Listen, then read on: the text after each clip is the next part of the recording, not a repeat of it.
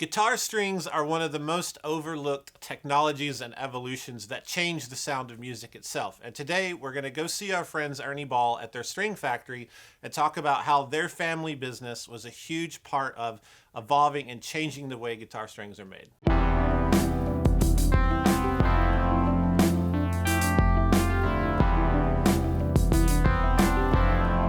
So what do you know about the history of guitar strings? Well, the history of guitar strings pre 1962 when my grandpa created slinkies, yeah, I'm familiar obviously with gut strings and the evolution into stainless steel strings, acoustic strings. So I would say I'm generally aware of the history, but maybe not the encyclopedia of string history like you are with pedals. So strings predate the guitar, and the first stringed instruments we see them about 500 BC in Egypt. So this is interesting because my current job evolves from 1962, Maestro Fuzz Tone. Yours evolves from 500 BC Egypt. You're kind of tied into this crazy long narrative. You can see strings are a common item in markets in like the 1600s. So someone here started making them, they stopped importing them probably. So wound strings appear in the 17th century. They're in America by the 19th Industrial Revolution because of steel. And Ernie Ball, your grandpa, fits into that fairly quickly by the 50s, 60, 61, 62. Your grandpa didn't just wake up and make strings. How does this start for him? What is the Ernie Ball origin story? Coming out of the Korean War, my grandpa didn't really know what to do. From what I've heard from my dad Sterling and other people that were there at the time is he didn't want to sell boats. Right? He was on the coast of California, didn't want to sell boats, didn't want to go into selling cars, had no passion for insurance. All he wanted to do was guitar. One of the things he did is he played live for KTLA-5, which is a big news station in LA, and there were no jingles at the time. You had to play live. Once he started to get a little bit of a name as a player in LA, he was endorsed by Leo Fender. He had a direct connection with Fender. He transitioned that love for guitars into, well, if I love it this much, I'm sure everybody else is going to love it. So created a retail store that only sold guitars, which in the mid-50s is borderline crazy. Because if you're not selling trumpets and saxophones and drums and all the things that are really kind of that era of music in the 50s, how do you expect you're going to make it as a retailer? So Ernie is a great entrepreneurial example. In 1962, what was the string market like? Who were the players?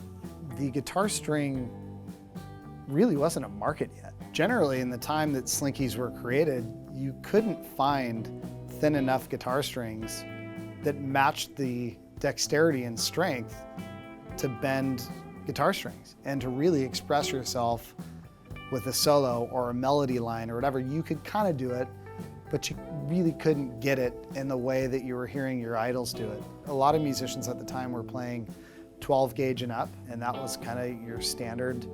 Some of the strings that we still offer today, there's a 12 to 54 and a 13 to 56. Those are similar gauges that we offer for Earthwood, but those were gauges that were fairly common back then for electric guitar strings.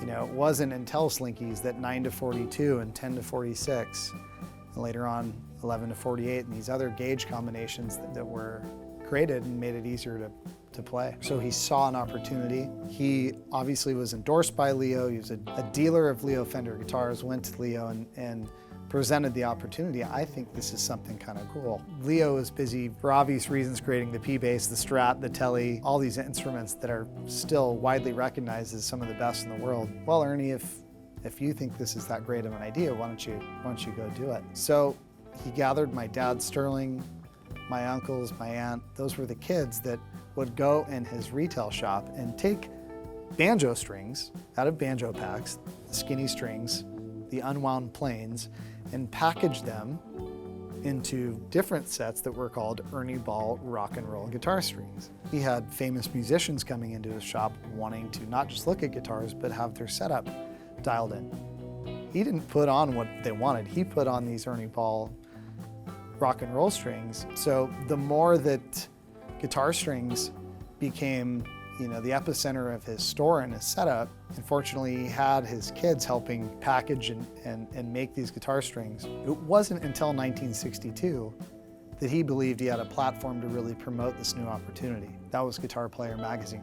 Once Guitar Player magazine hit and British Invasion started coming, and he had these amazing musicians like Keith Richards and Jimmy Page and the Yardbirds and Clapton, and these guys really believing in Ernie Ball guitar strings, he had this perfect combination of influential artist, medium of guitar player, and concept that really did allow you to play lead guitar in this new era of music better. Ernie Ball strings have a look. I started playing them because they were more colorful, and that was fun to me. That's honestly why I picked up Slinkies when I was a teenager. Kept playing them. How did that happen? With those colors, the bright packaging. I can remember seeing neon pink and neon green from such an early age.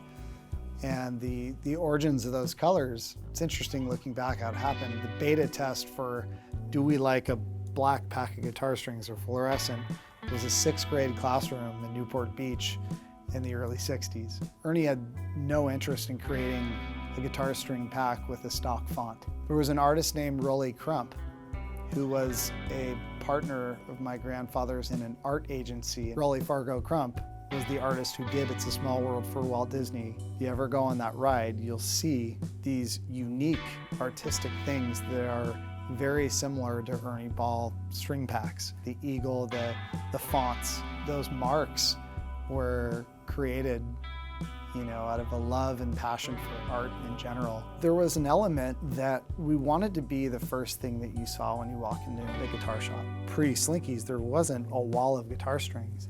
So giving retailers and giving people something unique to merchandise, I think, was another aspect of creating these fluorescent colors. So when Ernie starts, him, family, putting these banjo strings in, which are the plain unwounds, and then there are the wound strings. How does this process evolve in them? How do they make the wound element, the plain element? How does this all go into play with Ernie Ball having more gauges, different variety? How'd that work?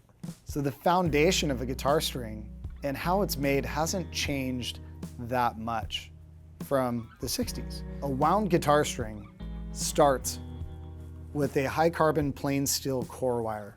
Back in the 60s, we used machines that were essentially like a lathe. You use a lathe in order to wrap the wrap wire around it at a specific tension, which enabled that wrap wire to maintain and lock on the core wire. On the plain strings or an unwound guitar string, those have remained pretty consistent. It's generally a tin-plated high carbon steel. A plain guitar string is manufactured differently than a wound string, only in the context that it doesn't have to go on a spindle or a lathe. There's no tension, there's no wrap wire that goes across the string.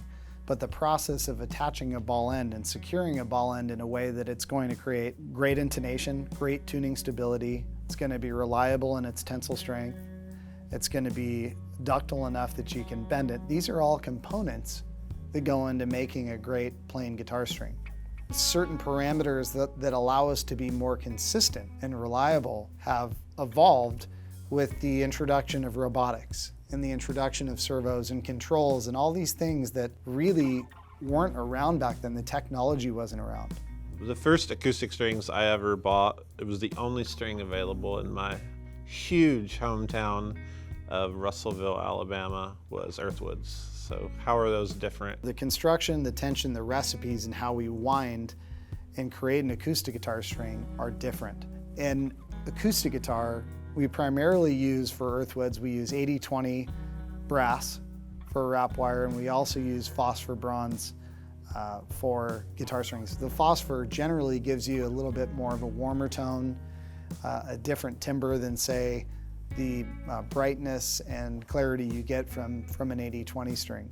So electric guitar strings, it's half plain, acoustic a little less than half plain, bass all wound, and they're huge. These strings in comparison are really, especially like 5-string bass, you get some really big strings. What's the process like that? How different?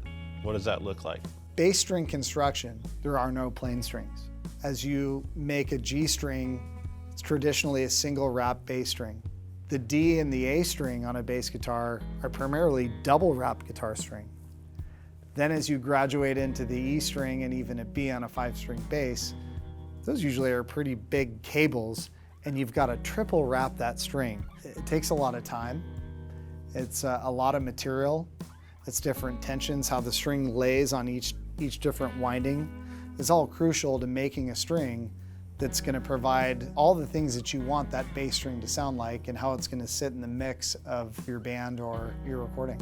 The reinforcement process, how new is that in string evolution? RPS strings, or reinforced plain strings, were the first patent we got in manufacturing strings. It was in 1984, and you had guys like Yngwie Malmsteen and Steve Morris and these amazing guitar players, obviously Eddie Van Halen, playing guitar in a way that was so fast, so technical, and the way they would bend and dive bomb and the abuse that they would put on plain steel strings was in a lot of ways pretty ferocious. The Floyd Rose. Yeah. And so that era of rock and roll guitar presented a new opportunity. So what we did is we reinforced that area, the lock twist underneath the ball end, with a wrapping of brass, and it really created a very stable and solid guitar string construction for plain strings. So up until the 80s, a plain string was simply the ball end is on and just what you think in your mind, and you guys take that parallel and put an extra wrapping on it to reinforce it. Exactly. Let's talk about your tech for in the wild, strings on the guitar. How in the world can a guitar string stay on the guitar and not just go downhill really quickly? A lot of companies have created new advancements for protecting the long-term health and life of a string. We've done the same thing, but we do it differently. The way Ernie Ball treats guitar strings is done through a process called vapor deposition technology. Vapor deposition technology essentially treats the strings under a vacuum, and we are the only people that treat strings this way, and we believe it's a really effective method for protecting guitar strings long term. There's an interesting tie-in with how you at Ernie Ball specifically do this coating. It uses a process that is part of a process for semiconductors, transistors, ICs, weird bucket brigade things. Like, it's kind of odd and strange that a guitar string has a coating that is very similar and part of the processes of making circuits and components. The ingredient that's common there is there's potentially metal in a lot of these things, and things can wear down, and whoever created the vapor deposition technology, I want to personally. Very smart person somewhere. Yeah. What's the expiration date on a pack of Slinkies? So that someone's making some super Slinkies. How long do we have? I'd say minimum, 2-3 years, and they're going to be fine. How we packaged strings for years was using fluorescent paper with a vinyl sleeve. Up until 2008, we didn't have a way of ensuring that our strings, if they had been in a road case for a year and a half, are they going to be as fresh as the day they were made? So we pushed to create element shield packaging, which is still the same authentic colors, still the same marks and artwork, but we wanted to create a seal on it that was essentially the equivalent of creating like a food perishable package for guitar strings. And it didn't matter if you were in a humid environment or they're left in a road case. Sealing this pack and really treating our packaging was crucial to ensuring the strings were as reliable as they could be. So Element Shield was a pretty big moment for us. We still continue to package strings like that today. Tell me about Cobalt, the technology there, a big evolution in guitar string. We wanted to create something that had more output, but not just more output for the sake of overdriving an amp, but different frequency response. And the way that we heat treated cobalt and iron together gave us a very unique voice for guitar. We all played it, and it was very qualitative in that we all thought it was louder. It sounded different. In some ways, it was better. And we needed to verify that. Really, these strings were different from Slinkies and were different from something else. And having an acoustics lab internally really show us that there was a different frequency response. There was more output. There was a different level of decay. There really was a unique voice that we were creating, paved a way for us to get a patent on something that was truly unique, and still to this day is another option that a lot of our fans play. Tell me about the unbreakable string, the Ernie Ball paradigm. Paradigm slinkies were something that we were working on for a really long time, because if you're going to create something that's really strong, you still got to be able to bend it. It's still got to be malleable enough, so this balance of ductility and strength is really important. We knew that guitar strings can still break, but as we got into launching the strings, part of our beta was to challenge our marquee artists, to challenge Kirk Hammett. Can you break them? Many times that we heard back, they're like, I can't do it. We've got videos of Paul Gilbert, a mutual friend of ours. It became a thing that we thought, okay, crazy enough, let's try to launch and market the first unbreakable guitar string. In this industry, from my perspective, and I know it's for you, the make or break is quality control. You can make good strings or a good pedal. They have to work. They have to not have issues. So tell me about that with Ernie Ball. We're really, really aggressively diligent to test before, during, and after the process of manufacturing a string. We inspect every spool of wire when it comes in. As it's being made on the floor, we've got people checking with their hands. Is there spots? Are there bumps in the string? Are they made right? We tag them. We make sure we know exactly if there ever was a problem, what machine was it made on. We take a pack of strings every hour off every conveyor. We submerge it in a water tank to test the integrity of the seal. This process of testing and ensuring that every pack of strings we make is something that someone's going to be proud that they purchased is really, really important to us. Tell me about the Ernie Ball strap. How did this happen? How many have you made? What's the guess? I have 100 of them. I still have a couple originals from when I was a teenager. It's almost like seeing a pair of Vans or something. There's an iconic status to that strap. Tell me about it. The Ernie Ball Polypro strap, I think, kind of happened a little bit by accident, to be perfectly honest. Because strings on a guitar aren't super visual, you don't know that you're playing Ernie Ball strings when you're looking at someone else playing. He thought there could be another way to really, have a badge of your preference through this area that connects to your guitar. But as I think through the design of the Polypro straps, he was really, really, really picky with the leather ends we chose. He was really picky with the gold foil, the color of it, how it was stamped, how much pressure it's stamped with. The length of the strap was really important to him at the time. The adjustability of a strap, there was very few straps that you could adjust up to 72 inches, right? So I think the idea of creating a reliable guitar strap stemmed from his passion for creating a reliable guitar string. Ernie Ball is a family business. How do you feel about that when you look at the guitar industry knowing you're one of the only remaining family businesses? From my vantage point, I had the luxury of learning from my dad. I had the luxury of watching my grandpa in action live, and there's no amount of lessons, schooling, anything that could replace the things that I got to learn from my dad and my grandpa. Family businesses is a dying breed. In some ways, I'm really proud we're multi-generational, third generation. Hopefully we're gonna make it to 10 generations. I wish there was more of them, because I believe that family businesses in a lot of ways are the heartbeat of the music industry. Fender started off as one. We've got great competitors that are family businesses. Gibson was a family business at one point. I'm really proud that we're still here and rolling. You guys have done amazing stuff. You're carrying this legacy, innovating, inventing new tech. What would your grandpa say if he could walk around this crazy production floor here? What do you think he would say? In so many ways, I think about that often, and my first inclination is to hope he'd be really proud of what we're doing and what we're trying to do to carry on the things that were important to him. We are a business, and obviously we want to grow the company. I want to build the legacy, but it's really not about that.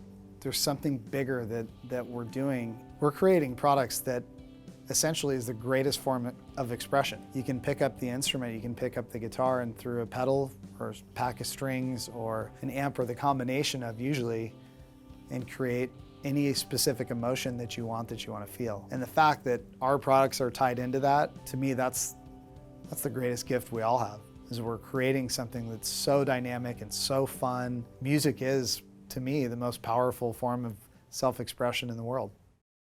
Thanks so much for watching this episode. I hope you have a newfound appreciation for the guitar string. With that said, hit like if you like this episode, subscribe to the channel, and click the bell icon to get notifications of future episodes. And most importantly, go change your dank, filthy guitar strings. Do it right now. With Ernie Balls. Or any others. Make your own strings. Just do it. Like, for the love of everything, change your strings. Nick, do you hear me? Change your strings. All right.